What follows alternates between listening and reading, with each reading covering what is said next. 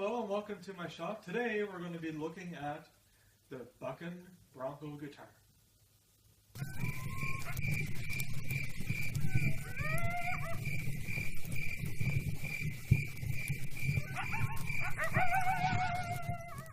Well, since this is a Buckin Bronco cowboy guitar, I thought it'd be appropriate to have this little video made by a fire. Now, this guitar was made in 1946 by the T. Eaton Company, made in Canada, and they made several variations of this guitar. When I first got this, the client brought it in, and I was like, wow, like, this is a really old guitar. I didn't know anything about the guitar at the time, and I was like, I mean, the top was totally collapsed. The bracing on the inside was separated. It was loose inside the guitar. You could rattle it. The top was, the sides had, like the top and the back on older guitars, the wood shrinks. So then, but the rim doesn't shrink. So the top was smaller than the rim, so parts of the rim were protruding out of the guitar. The fretboard had these old style frets, bar frets they were called, and they were all like convex, and the fretboard was convex, and it was just all like, you look down at it and you're just like, can you even like buy these frets anymore? So I was like, okay. So the first thing I did is, the client didn't want the finish. It didn't want it refinished. They just wanted original, like had the original patina of the guitar. And so my only option was to do it cold, which means not using heat. Now, usually when you take a guitar apart, you use heat to soften the glue, so you don't tear the guitar apart, like rip it, like rip pieces of wood apart. So I decided to do the cold method, and I basically took a pie serving knife, because they're kind of dull, but they're wedged, and I just pulled all around the outside perimeter of the top. And it came off really, like the glue was just totally like done. It was dried out.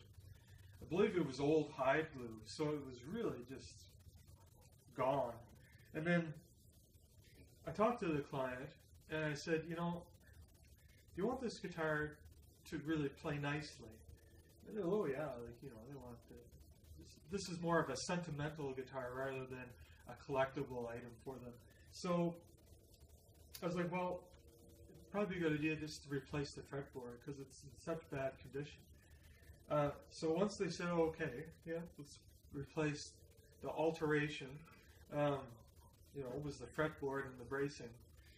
So I was like, okay, well, I didn't know what kind of neck joint it was, because these older production guitars, sometimes they use doweling, sometimes they use dovetail joints, sometimes they just use like a butt joint, like just crazy. And then I took the heat lamp, and I softened the glue, and I took off the tongue of the fretboard just to see inside.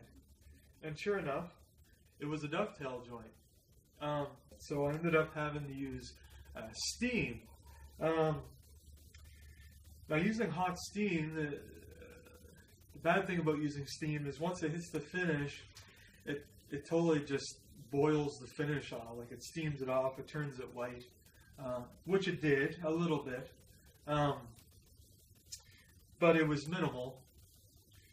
So anyway, I got the neck off, and I took the top off. I took all the braces that were left on. It was like 1/2 of a brace. I actually didn't even have to pry it off. I just hit it, and it came off. So I, lightly sanded the inside, the back, and the top. The bracing I used was actually twice as wide on the back to give me twice as much gluing surface area.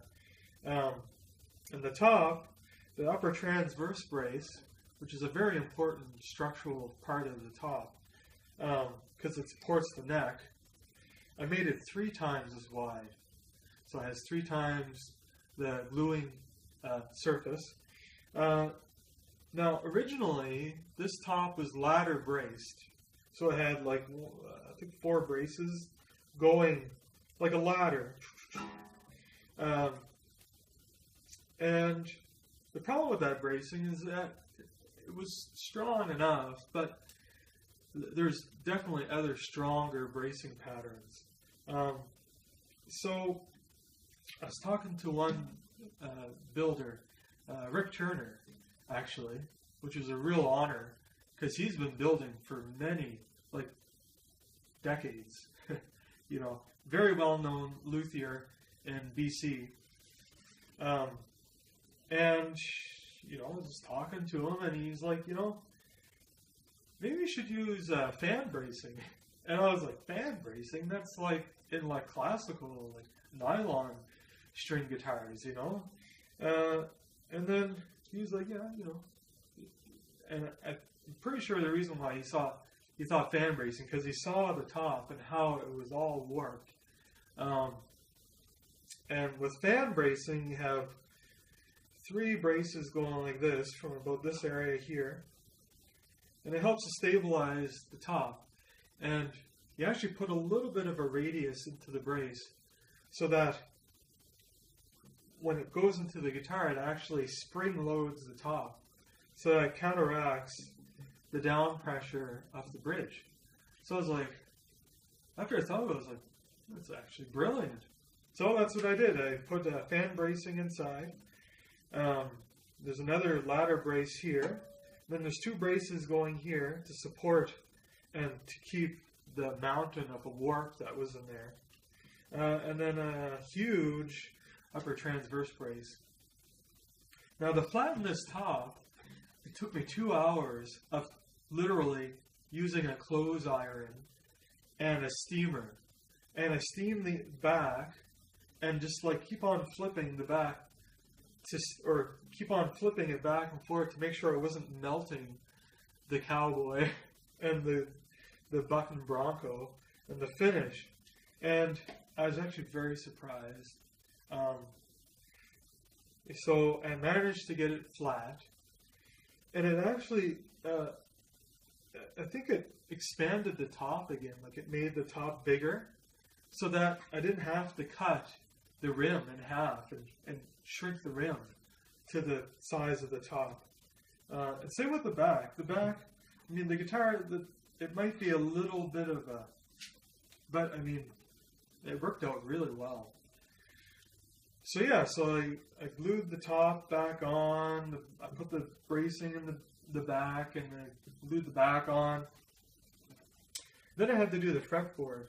Now this fretboard is walnut, and I stained it black, and it turned out really nice. Once I burnished it, it really doesn't look like walnut, it looks like ebony. And I made this fretboard with a 16-foot radius, so it makes it more comfortable to play.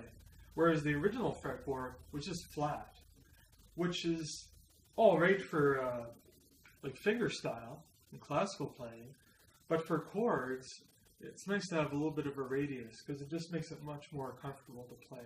The top, back, and sides are all birch, solid birch, which gives the guitar a very kind of deep, mellow tone.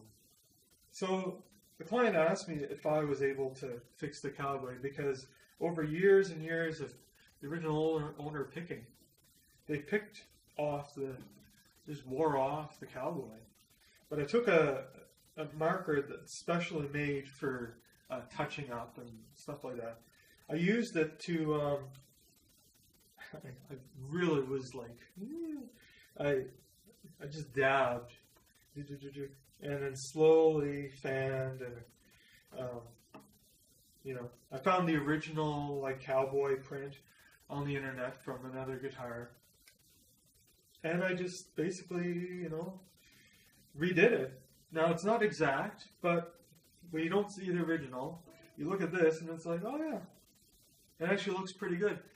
And the most challenging part was actually doing the eyes, because when you do eyes on it, like your facial expression with your eyes and your eyebrows, like if you're worried, your eyebrows go up, and if you're angry, like your eyebrows go down.